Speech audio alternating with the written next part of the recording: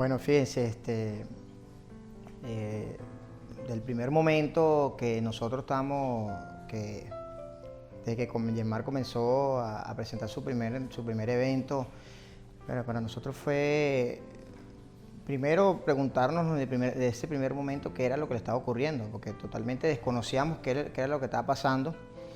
La llevamos me recuerdo yo ese día que la llevamos hasta el médico. La doctora, bueno, ese día solamente presumimos de que era solamente una simple fiebre. Bueno, Yenmar inició desde los 5 meses con convulsiones. Seguido de los 5 meses, el médico me le indica un tratamiento cada vez que tenga alguna infección. Después de ese tratamiento, seguimos con convulsiones generalizadas, varios tipos de convulsiones afebril o febriles. Es allí cuando Yenmar cae en un estatus convulsivo de 50 minutos, ingresa a terapia intensiva, sale de terapia intensiva y reincide en convulsiones y hospitalizaciones. Es cuando los doctores, el epileptólogo y el neurólogo infantil, me indican hacer el descarte del síndrome de Dravet. Y bueno, yo creo que esos fueron uno de los meses más largos, porque después que Yenmar se le manda a hacer esa prueba, ella como que se fue empeorando su condición. Los eventos fueron más seguidos. Incluso ella tuvo en ese periodo de que le hicimos la prueba hasta que nos llegaron los resultados. Ella tuvo un estatus convulsivo, tuvo en UCI varios días, aproximadamente casi 15 días. Y bueno, posteriormente después ya nos llegan los resultados, le llegaron a la doctora a su consultorio, ella nos llama, lamentándolo mucho, yo en ese momento no pude estar aquí, pero llegó posteriormente a eso, pues ya. A los 8 meses llega el resultado y dio positivo el síndrome de Dravet en Yenmar. Fue bastante doloroso para la familia, pero sin embargo ese mismo día que llegué con los resultados a casa, lo que hice fue documentarme, me guié por la Fundación Síndrome de Dravet en España en Google y bueno, me propuse seguir en esta lucha, seguir en esta historia, porque es una historia. Y bueno, no me voy a dar por vencida ni me di por vencida con el duelo, porque no hay que desmayar. Simplemente es una misión y es una lucha que tenemos que seguir los padres para darle y ofrecerles a nuestros niños una calidad de vida.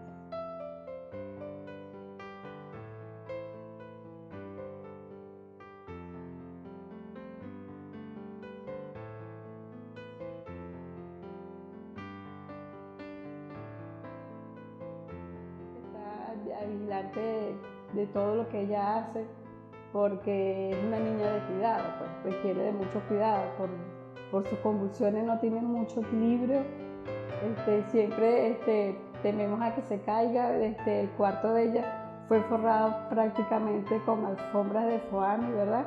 Empezamos desde las 5 de la mañana con sus tratamientos neurológicos. Se le empieza a dar sus anticonvulsivantes, tiene indicados los anticonvulsivantes cada 8 horas. Después de la toma del tratamiento, aseo personal, después la rutina del desayuno. Tengo que estarla vigilando para darle la comida porque por las convulsiones no degluta bien, no come bien, tiene deficiencia en el área de la masticación. Después de allí asiste a sus terapias de rehabilitación o terapia ocupacional. Llegamos a la casa, se le cumple la rutina de aseo personal, se le cumple su rutina de almuerzo. Muy importante en ella es hacer su siesta. Los niños ella que convulsiona tiene espasmos en las noches, ella tiene que descansar porque casi todas las noches estamos pendientes de su sueño porque presenta espasmos. Prácticamente no duerme mucho en las noches por sus espasmos. Hace su siesta de unas 2 o 3 horas. Después de la siesta asiste a terapia en caso de que tenga terapia en la tarde. En caso de que no tenga terapia en la tarde, yo como su madre le refuerzo terapia en casa. Hacemos terapia divertidas en casa. Después de hacer las terapias divertidas, salgo un momentico al jardín a que ella juegue con la pelota, tratando de que sea pocos minutos por la cuestión de las emociones, porque también convulsiona emotivamente o le dan ausencias o le dan otro tipo de crisis convulsiva. Yenmar como tal no es el niño de librito. O sea, en una convulsión hay una cantidad de neuronas que se mueren y a raíz de eso hay una secuela. Pero hay niños con el mismo síndrome que están en una cama o con respiradores, dependiendo de la cantidad de convulsiones que hayan sufrido y la cantidad de episodios fuertes que hayan tenido. Pues. En el caso de ella, como puede pasar 4 meses sin una convulsión, puede tener varios en una misma semana, dependiendo de algo que esté afectando su sistema inmunológico y su sistema nervioso. Yo tengo a Yenmar ya conmigo trabajando desde hace 3 años y es una carrera contra el tiempo y contra su vida diaria, porque puedes dar 5 pasos hacia adelante y 3 pasos para atrás. Es un aprendizaje del día a día, no te puedes basar nada más en lo que, bueno, ya yo recuperé que ya subió 5 escalones, ya el siguiente es subir 10. Convulsionó, ya no sube ni 1. Vamos a hacer otra vez, ir poco a poco. Y nosotros trabajamos mucho con ella lo que se llama memoria muscular, lo que ya aprendió, tratar de agarrarse de ahí para llevarla nuevamente a la etapa donde estábamos anteriormente.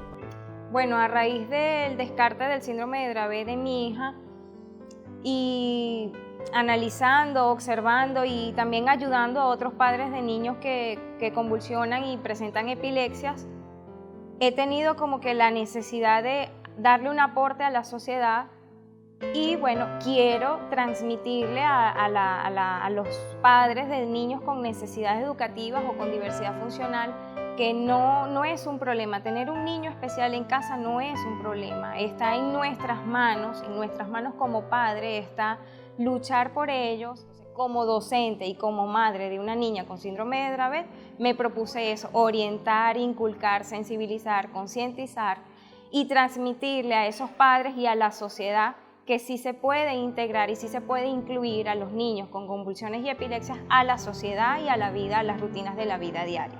Con un poco de limitación, pero sí se puede.